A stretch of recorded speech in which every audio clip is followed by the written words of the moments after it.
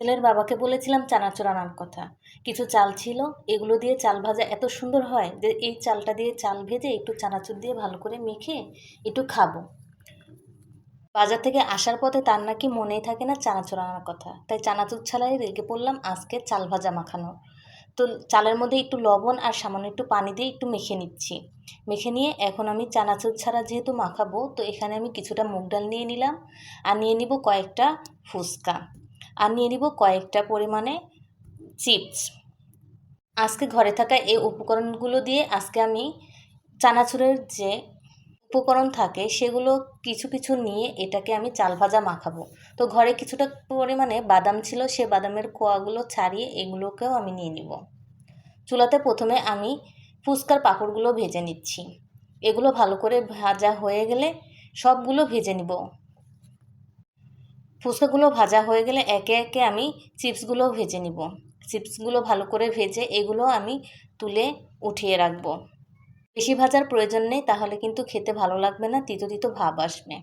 এখন আরেকটা কড়াইয়ে কিছুটা পরিমাণে হালকা পরিমাণে তেল দিয়ে নিতে হবে, বেশি দেওয়া যাবে না। এই তেলে এখন আমি মুগ ডালগুলো ভেজে নিব। মুগ ডালের কালার চেঞ্জ হয়ে আসবে এবং ভাজা ভাজা একটা ভাব আসবে, তখনই আমি এটাকে চুলা থেকে নামাবো। এ পর্যায়ে আমার একটু ভাজা ভাব আসছে, নামিয়ে ফেললাম। এখন কিছুটা পরিমাণে মসুরির ডাল দিয়ে দিব, সামান্য পরিমাণে তেল দিয়ে এটাকেও আমি ভাজতে শুরু করব।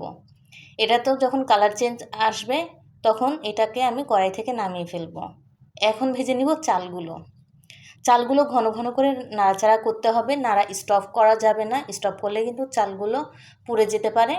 তো ভালোভাবে নাড়তে হবে। চালগুলো ভাজা হয়ে গেলে এটাকেও আমি এখন নামিয়ে ফেলবো। এখন ভেজে নিব বাদাম।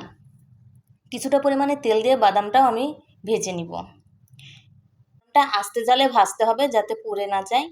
এদিকে সব ভাজা হয়ে গেলে এখন চলে যাব মাখতে। প্রথমে পাঁপড় আর ফুচকাগুলো আমি ভেঙে নিব হাত দিয়ে। এই সমস্ত উপকরণ দিয়েই কিন্তু চানাচুর ছাড়াই এর ঝাল মাখাটা যে এত মজা। তো বাদাম সব উপকরণ দিয়ে দিলাম। এখানে কিন্তু মুগের ডাল, মসুরির ডাল, চীনাবাদাম ভাজা এগুলোও আছে।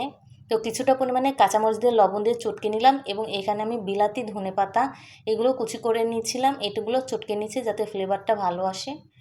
কিছুটা পরিমাণে পেঁয়াজ কুচি দিয়ে এগুলো সবগুলো উপকরণ আমি হাত দিয়েই ভালো করে মেখে নিব। চানাচুর ছাড়া এই মাখাটা যে এত মজা, আপনারা বাসায় ট্রাই না করলে কিন্তু বুঝতে পারবেন না। তো চানাচুর এগুলো মাখা হয়ে গেলে সবার শেষে সরিষার তেল দিয়ে দিব। তেলের পরিমাণটা একটু বেশি দিচ্ছি যাতে মাখাটা একটু ভালো লাগে। এভাবেই তৈরি হয়ে গেল আমার চানাচুর ছাড়াই ঘরে চাল ভাজা মাখা। তো ভিডিওটা কেমন লাগলো অবশ্যই কমেন্টে জানাবে, ভালো লাগলে লাইক করবে। আল্লাহ হাফেজ।